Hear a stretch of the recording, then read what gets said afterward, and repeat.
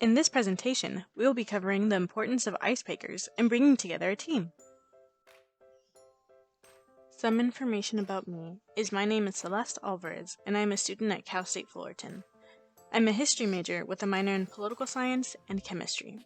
I have been working for the program for 3 years for political science, and I am also a senior leader for the program for the past 2 years. Through this, I have been exposed to different types of icebreakers from different subjects, so I have a relatively good understanding of how to apply different styles of icebreakers to adapt to different types of students and formats. Throughout this presentation, I will be covering a few things. I will start off with covering the importance of an icebreaker and why it is essential to ensure students are equipped with collaborative opportunities so that there is a more efficient work environment. Next, I will be going over in-person ideas for icebreakers and what to emphasize on to bring the most out of them. After that, I will be displaying different emphasis for online formats, as well as how to translate traditionally in-person icebreakers into online ideas, so that way while we are still working online, we can know how to adapt to different environments since changes are continuously happening. Finally, I will be going over the takeaways that should be grasped from this presentation, to understand the importance of needing to apply icebreakers and the benefits of doing so, not only in the beginning of the semester, but practice throughout the semester for new students. The SI motto is, tell me and I forget, show me and I remember, involve me and I understand.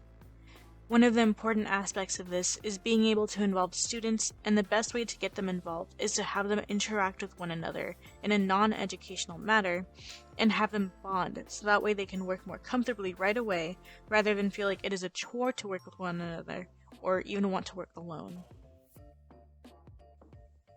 Within the past year, our program has evolved from an in-person format and moved online. And so not only are icebreakers a useful tool for SI leaders, but they are beneficial to continuing the social aspects that come from a college environment. Giving the students an opportunity to bond will not only help the SI leader, but benefit the well-being of their students as well. One important thing to note is the differences in style for icebreakers in person in comparison to online. In person, groups are more likely to interact through visual or physical activities, such as passing around papers or even working on a whiteboard. When moving to online, it tends to require more intellectual bonding, which involves students working together to either solve puzzles or find answers as a group. My goal for you is that at the end of this presentation, you will have improved your icebreaker game, as well as show how to translate activities to an online format and then display the importance of icebreakers that you can share with others.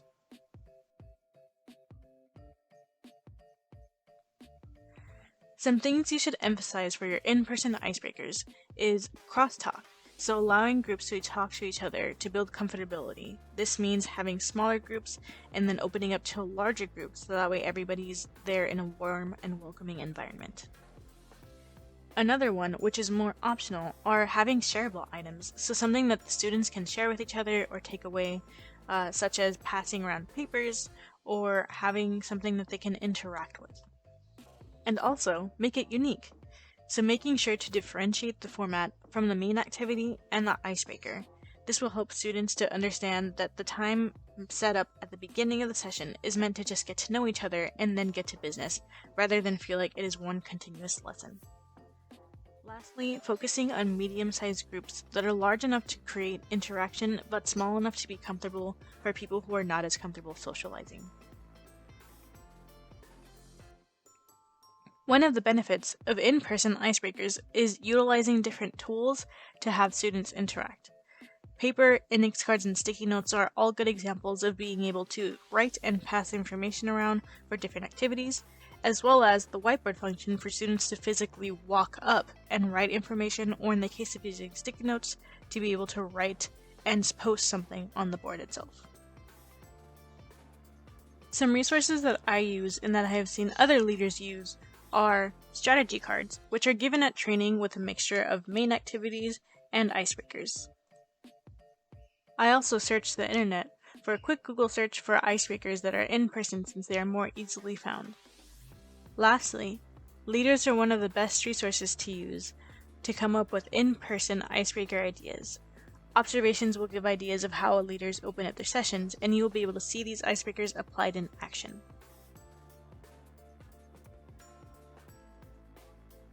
In an online format, smaller groups are more essential to ensure that students are interacting with each other and that there is full participation. One goal for this style of icebreaker is to make sure that they are unique, in the sense that they do not look similar to the main activities.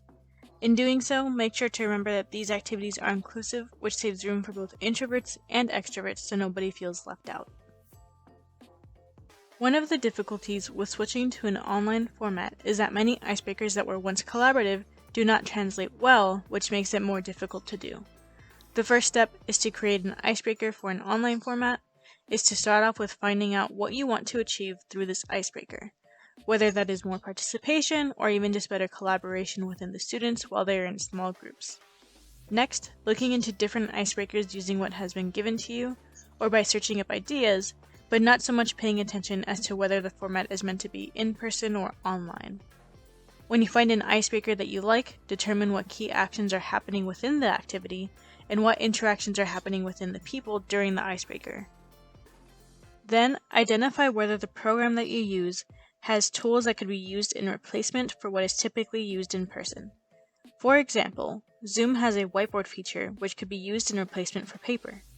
Next, note down how you plan to do the activity and what resources you want to use to apply to the icebreaker digitally. Finally, test it out by yourself or with someone else and see if it works with the online format and use it in your session. For example, this activity is known as Catch the Ball Introductions Icebreaker. This involves a small ball or object to be passed around the room while everybody introduces themselves and shares an interesting fact. However, with an online format, that is not easy to do.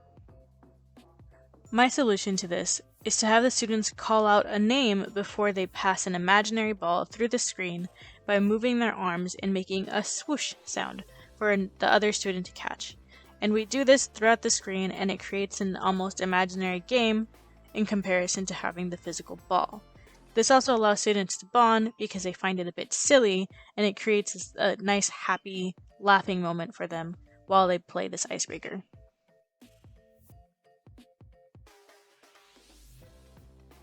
Here are some of the benefits to having icebreakers not only in the beginning of the semester, but throughout the semester. Right away, by having the icebreaker at the beginning of the session, students are more comfortable sharing throughout the session because they have already interacted with these students before. By having a comfortable environment, it saves time because there is less wait time since participation will be more open and comfortable for the students to have. One of the goals of SI is that students will be able to study whether the SI leader is there or not. In having icebreakers, they will be able to have team-building exercises that build strong rapport for students to study outside of SI before examinations and during finals. Lastly, by building these bonds with the students, it'll improve attendance overall because students will want to come back to visit the students that they are comfortable with and will want to study with these people because they are able to work together in a strong and efficient environment. From all of this, I would like you to have learned not only how to create icebreakers that can work in any environment, but also a building bond with your students in your team that can help you create more efficient work environments. By having students explore different venues of icebreakers, you can have a better opportunity to create good team rapport. Overall, building a team through icebreakers helps to create a trusting and open community that has historically helped to create close bonds within peers and grow into better working and learning environments. Here are some sample resources for sites that I have used to help me prepare for icebreakers. I've used the UMKC resources as well as some icebreaker websites that I have found while looking into different methods and using my translation technique to convert from in-person format to an online format.